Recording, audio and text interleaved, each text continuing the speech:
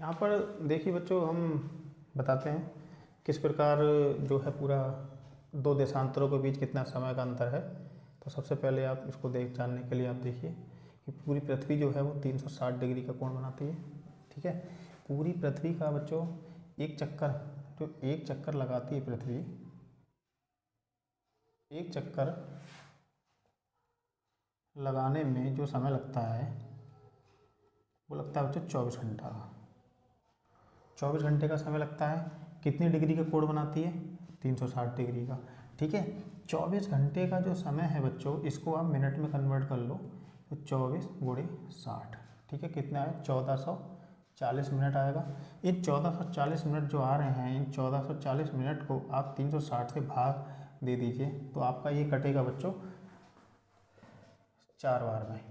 336 दूनी 72, 32 14 40। ठीक है, तो एक दो देशांतर के बीच जो अंतर निकल के आया वो 4 मिनट का आया। ठीक है, तो जो दो देशांतर हैं, जैसे एक यहाँ से है, एक देशांतर दो देशांतर, ठीक है, तो दो देशांतर के बीच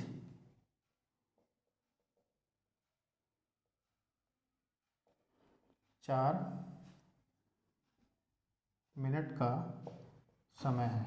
ठीक है, इसी प्रकार बच्चों भारत के पूर्वी 97.25 डिग्री से 68.6 डिग्री तक कितने कितने बच्चों आ रहे हैं? 30 देशांतर आ रहे हैं। 30 देशांतर, 30 देशांतर का अंतर,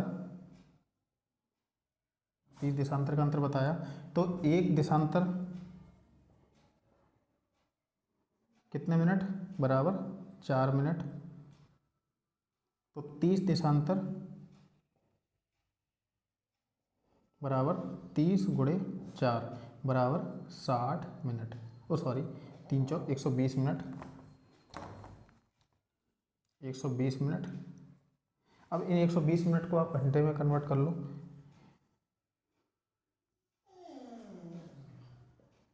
120/60 कर लो, 0 से 0 काट दो, 6 दूनी 12, यानी 2 घंटा का समय। यानी कि यहाँ पे सूरज अगर 5 बजे निकल रहा है तो यहाँ जो है, यहाँ जो दिखाई देगा तो वो 7 बजे दिखाई देगा। ठीक है बच्चों, यानी कि अरुणाचल प्रदेश के जहाँ सबसे पहले सूरज निकलता है वहाँ से जहाँ सबसे बाद में दिखाई देता है वहाँ के भी 2 घंटे का अंतर रहेगा। ठीक है, इसी प्रकार बच्चों हम आगे बढ़ते हैं। अब यहाँ देखते हैं लंदन का।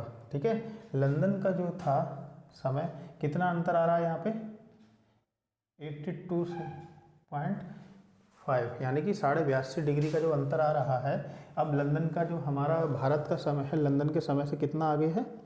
5.5 घंटे आगे है। वो दिखाते हैं किस प्रकार आगे है। यहाँ देखो बेटा, ध्यान से देखना बच्चों,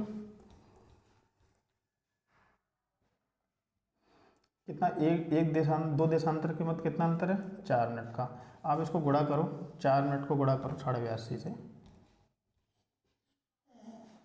82.5। ठीक है, तो टोटल आएगा 330 मिनट। ठीक है, 330 मिनट आएगा। इन 330 मिनट को आप मिनट में कन्वर्ट, घंटे में कन्वर्ट कर लो। 330 भाग कर दो आप इसको 60 से।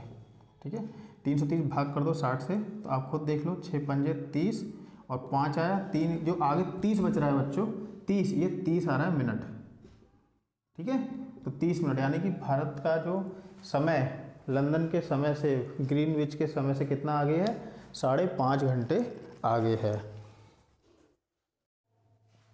इस पे बच्चों अभी जो हमने पढ़ाया था, इस पे देखो कुछ पॉइंट बनते हैं। सबसे पहले आप पॉइंट देखिए,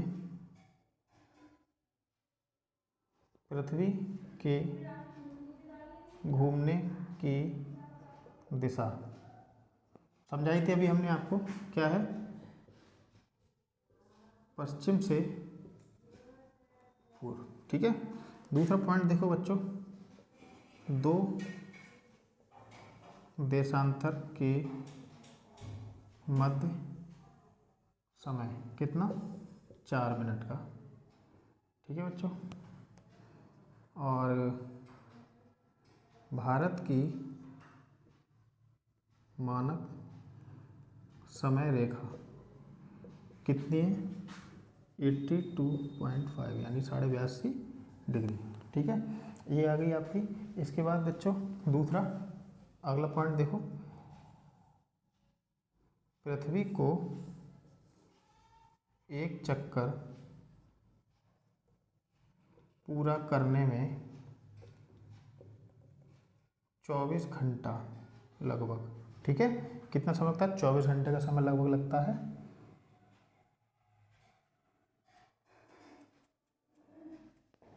अगला देखो, भारत में कुल 30 देशांतर रेखाओं का विस्तार है।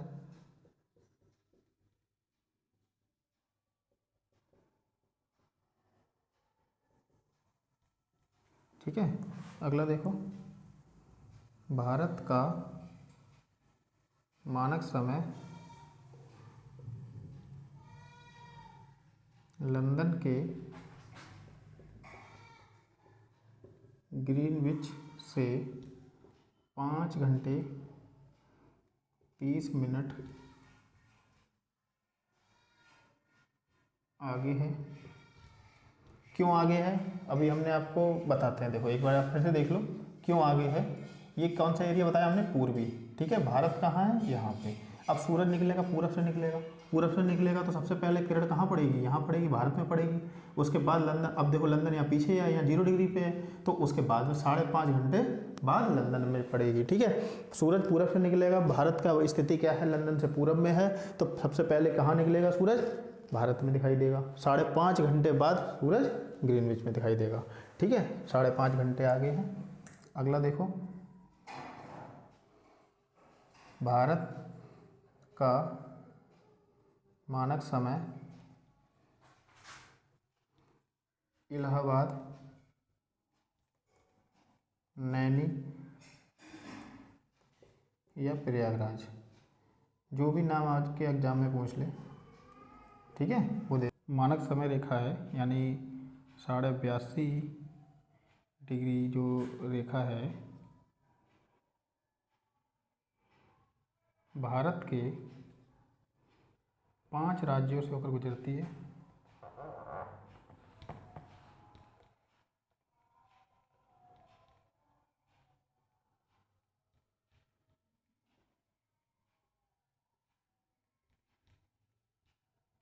ये 5 राज्य जो हैं बच्चों, अभी इनको बताते हैं। 5 राज्यों से होकर जो गुजर रही है ये भारत की जो मानक समय रेखा है, ये बच्चों यहाँ सबसे पहले कितने लग रहे हैं? सबसे पहले उत्तर प्रदेश में निकल, उत्तर प्रदेश, फिर मध्य प्रदेश, मध्य प्रदेश, मध्य प्रदेश के बाद छत्तीसगढ़,